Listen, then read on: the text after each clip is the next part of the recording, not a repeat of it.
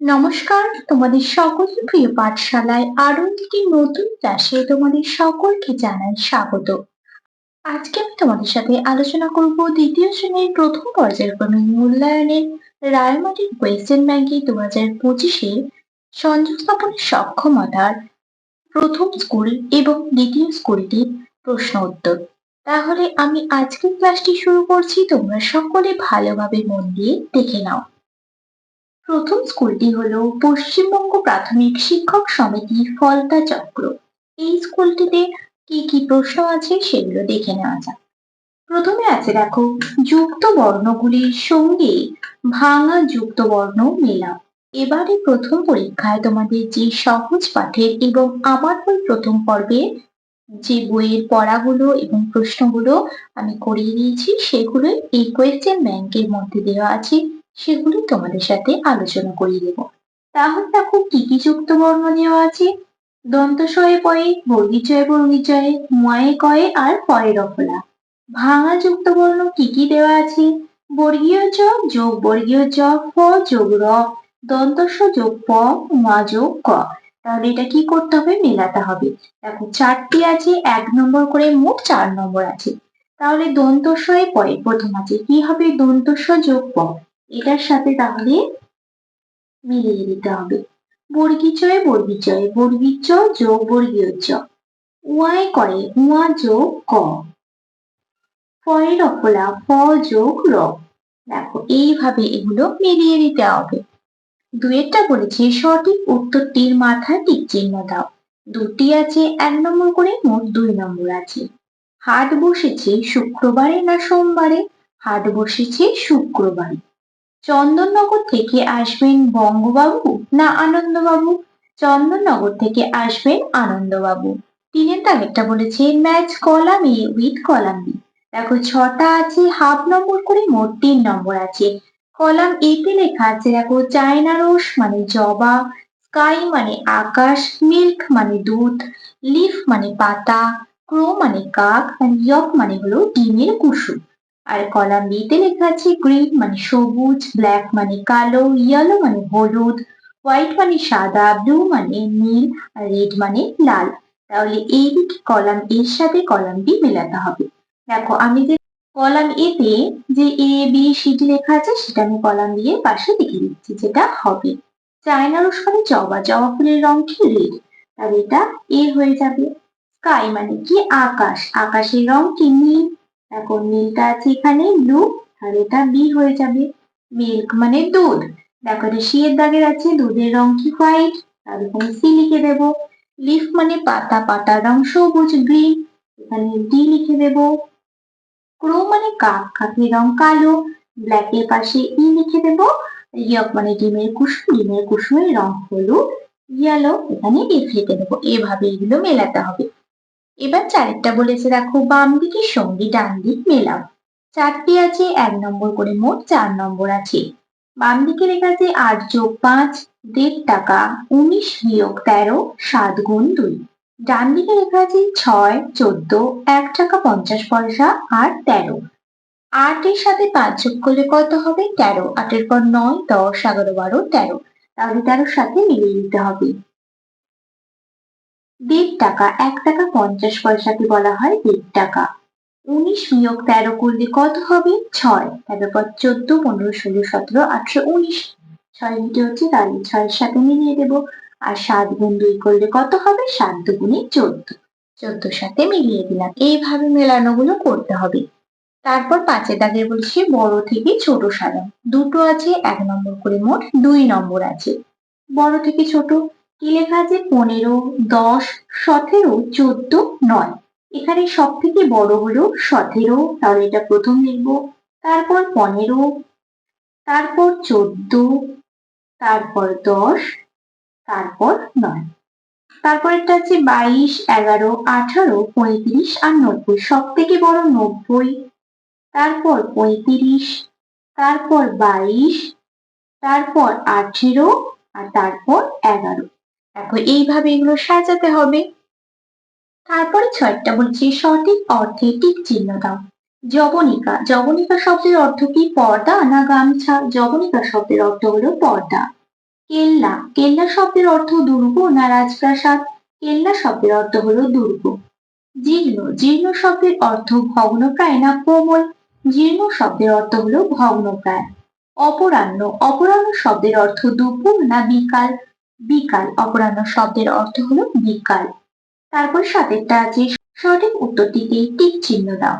তিনটে আছে, 1 নম্বর করে মোট 3 নম্বর আছে। আগেরটাতে দেখো 4টে ছিল, হাফ নম্বর করে মোট 2 নম্বর ছিল। কি বলেছে? 275 সংখ্যাটিতে 7 এর স্থানীয় মান হলো। স্থানীয় মান মানে কি ভেঙে লেখা, এটা তোমাদের আমার বই প্রথম পর্ব যখন পড়িয়েছিলাম তখন স্থানীয় মান এবং প্রকৃত মান এগুলো আলোচনা করে দিয়েছিলাম। তাহলে দেখো 7টা কতর ঘরে আছে? একক, দশক, শতক। দশকের ঘরে আছে 7। এই 275টাকে ভাঙলে আমরা কি কি পাবো? 200 যোগ 70 যোগ 5 পাবো, তাই তো? তাহলে দশকের ঘরে আছে 7, তাহলে স্থানীয় মানে কি হয়ে যাবে? 70। 47 সংখ্যাটিতে 4 প্রকৃত মান হলো। 4 প্রকৃত মান কত? একক, দশক, তাহলে 4ই হবে। এটা যদি স্থানীয় মান বলতো, যদি এরকম ভাবে ভেঙে লিখতে হতো তাহলে কিন্তু 40 হতো, কিন্তু এটা তো আমাদের বলেনি, বলেছে প্রকৃত মান বার করতে, তাই প্রকৃত মান কি হয়ে যাবে? 4 হয়ে যাবে। এক জাতীয় কতগুলি সংখ্যা ও বস্তুকে একত্র করার নাম হলো যোগ না বিয়োগ? যোগ। এক জাতীয় কতগুলি সংখ্যা বা বস্তু যদি একত্র করা হয় তাহলে সেটাকে তো যোগ করাই বলা হয়, তাহলে এটা হয়ে যাবে যোগ। এরপর 2 নম্বর স্কুলটি বলেছে, দেখো 2 নম্বর স্কুলটির নাম হলো Durgapur girls junior basic school. 1 নম্বর স্কুলটা কমপ্লিট করে দিলাম, এবার 2 নম্বর স্কুলে কি কি প্রশ্ন আছে সেগুলো বলে দেবো। প্রথমেই আছে দেখো যুক্ত বর্ণগুলি ভেঙে দেখাও। 6টি আছে, হাফ নম্বর করে মোট 3 নম্বর আছে। প্রথম যুক্ত বর্ণটা কি আছে? কয়ে মূর্ধন্য ষয়ে, তাহলে কি বলছি আমরা? কয়ে মূর্ধন্য ষয়ে, ক যোগ মূর্ধন্য ষ। তারপরে কি আছে? গয়ে রফলা, গ যোগ র। তারপরে কি আছে? ওয়াই কয়ে, ওয়া যোগ ক। তারপর কি আছে? তয়ে ময়ে, ত যোগ ম। তারপরে কি আছে? মূর্ধন্যয় রেফ, তাহলে রেফটা আগে হবে র যোগ মূর্ধন্য। তারপরে কি আছে? তয়ে তয়ে, ত যোগ ত। তোমরা কিন্তু এটা কেউ ভুল করবে না, যখন রফলা থাকবে তখন কিন্তু রটা পরে হবে, আর যখন রেফ থাকবে তখন কিন্তু রটা আগে হবে। এবার এর পরবর্তী পৃষ্ঠায় কি আছে দেখে নাও। 2 দাগে বলেছি বর্ণগুলি যোগ করে নতুন শব্দ তৈরি করো। কি আছে? তালবস্য যোগ কয়তয় কি হয়ে যাবে? শক্ত। তালবস্য কয়তয় শক্ত, এই দুটি যোগ করে পেলাম কি? শক্ত। তারপর কি আছে? ক্ষয় জফলা আঁকা যোগ তয়ে হর্ষই, এই দুটো যদি আমরা যোগ করি কি হয়ে যাবে? খ্যাতি। ক্ষয় জফলা আঁকা তয়ে হর্ষই। তালবস্য হর্ষই যোগ কয়ে মূর্ধন্যষয় যোগ ক, এটাকে যদি আমরা যোগ করা হয়, এক করা হয়, তাহলে কি শব্দ হবে? শিক্ষক।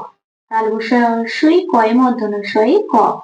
তারপর আছে বর্গীর চ ওয়ায় গয়ে ল, এটা একত্রিত করলে কি হয়ে যাবে? বর্গীর চ ওয়ায় গয়ে ল, জঙ্গল। তারপরে কি আছে? তালবস্য যোগ ওয়ায় ক্ষয়ে কি হয়ে যাবে? শঙ্খ। তারপরে কি আছে? গয়ে হর্ষ ইয় বর্গীর চয়ে যোগ দন্ত ন, এটাকে যোগ করলে কি শব্দ পাবো? গুঞ্জন। গয়ে হর্ষ ইয় বর্গীর জয়ে দন্ত ন, গুঞ্জন। দেখো এটা 6টা প্রশ্ন ছিল, হাফ নম্বর করে 3 নম্বর ছিল। এবার দেখো 3টা বলেছি কাঠিতে বল সাজাও। আমরা আগেই বলের অঙ্ক শিখেছি, করেছি, তাহলে তোমরা সহজেই পেরে যাবে। দেখো তোমাদের কিন্তু 1 নম্বর স্কুল এবং 2 নম্বর স্কুলের প্রশ্নগুলো কিন্তু খুবই সহজ দিয়েছে, তোমরা কিন্তু সহজেই পারবে। কি দেওয়া আছে দেখো? একক, দশক। এই যে লাইনগুলো কাটা থাকে আমাদের কিন্তু এই একক এবং দশক কাঠিতে কিন্তু 9টার বেশি বল রাখা যায় না। দেখো একক কাঠি আর দশক কাঠি, একক কাঠিতে আছে 6 আর দশক কাঠিতে আছে 4। তাহলে একক কাঠিতে কি করব? 6টা বল করব, 1টা, 2টো, 3টে, 4টে, 5টা, 6টা। আর দশক কাঠিতে করব 4টে, 1টা, 2টো, 3টে, 4টে।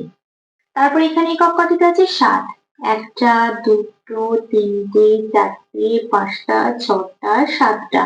আর দশক কাঠিতে আছে 9, 1টা, 2টো, 3টে, 4টে, 5টা, 6টা, 7টা, 8টা, 9টা।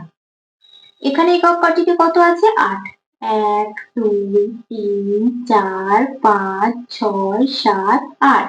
আর দশক কাঠিতে কত আছে? 3, 1, 2, 3। এইভাবে এগুলো করতে হবে বল বসিয়ে।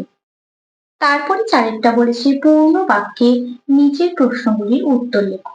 বিকেলের আরেক নাম কি? বিকেলের আরেক নাম হলো অপরাহ্ন। বিকেলের আর এক নাম অপরাহ্ন। অপরাহ্ন বেলা বা অপরাহ্ন। হাট কি বারে বসে? হাট শুক্রবারে বসে। হাট বসেছে শুক্রবারে। হাট বসে শুক্রবারে। তোমরা এইভাবে পূর্ণ বাক্যে লিখবে। বিনা মিনার ছোট ভাইয়ের নাম কি? বিনা মিনার ছোট ভাইয়ের নাম নন্দ। বিনা মিনার ছোট ভাইয়ের নাম নন্দ। আদ্যনাথ বাবুর কন্যার নাম কি? আদ্যনাথ বাবুর কন্যার নাম শ্যামা। পাংশুপুরের রাজার নাম কি? পাংশুপুরের রাজার নাম কি? তোমাদের সহজপাঠ বইতে ছিল যে আজ আসবেন মহারাজ হংসরাজ সিংহ, তার বাড়ি বাংলাদেশে নয়, তিনি পাংশুপুরের রাজা। তাহলে পাংশুপুরের রাজা কি? মহারাজ হংসরাজ সিংহ। পাংশুপুরের রাজা নাম মহারাজ হংসরাজ সিংহ। তারপর বলেছে পাঁচেরটা বাক্য রচনা করো। দেখো তিনটে আছে, 1 নম্বর করে, মোট 3 নম্বর আছে। এখানে কিন্তু 5টা ছিল, 1 নম্বর করে, মোট 5 নম্বর ছিল। গল্প। গল্প দিয়ে কি বাক্য রচনা লিখবো? আমার ঠাকুমা রোজ আমায় গল্প বলেন। তারপর হচ্ছে রৌদ্র। শীতকালে রৌদ্র খুব আরামদায়ক। শীতকালে রৌদ্র খুব আরামদায়ক। তারপর হচ্ছে চিড়িয়াখানা। আমি বাবা মায়ের সাথে চিড়িয়াখানা গিয়েছিলাম। আমি বাবা মায়ের সাথে চিড়িয়াখানা গিয়েছিলাম। তোমরা এখানে অন্য বাক্য রচনাও লিখতে পারো, গল্প দিয়ে, রৌদ্র দিয়ে এবং চিড়িয়াখানা দিয়ে। তারপরে 6টা বলেছি write this or that and names or the pictures. This or that কোথায় বসে তা আমি তোমাদের বলে দিচ্ছি, আবারও বলে দিচ্ছি। দিস মানে কি? এই, কাছের জিনিসকে বোঝায়। আর দ্যাট মানে কি? ওই, দূরের জিনিসকে বোঝায়। তাহলে এখানে দেখো 3টে আছে, 1 নম্বর করে, মোট 3 নম্বর আছে। এখানে যে ছবিগুলো দেওয়া আছে আগে দেখি। কিসের ছবি দেওয়া আছে? সান মানে কি? সূর্য। একটি গাছের ছবি দেওয়া আছে, গাছ ইংরেজি কি? ট্রি। একটি ছাতার ছবি দেওয়া আছে, ছাতা ইংরেজি কি? আমব্রেলা। এবার দেখো সূর্য অনেক দূরে থাকে, তাহলে কি হয়ে যাবে? That. That is the sun.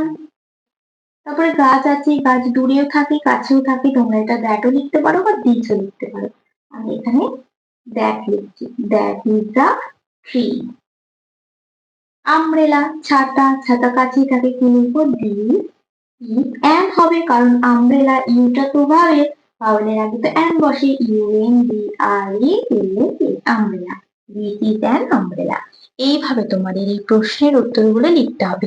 তাহলে দেখো তোমাদের আমি 1 নম্বর এবং 2 নম্বর স্কুলটি কমপ্লিট করে দিলাম।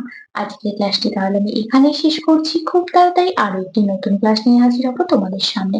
যদি তোমাদের আজকের ক্লাসটি ভালো লেগে থাকে তাহলে অবশ্যই লাইক করে দিও এবং বন্ধুদের সাথে শেয়ার করতে কিন্তু ভুলো না।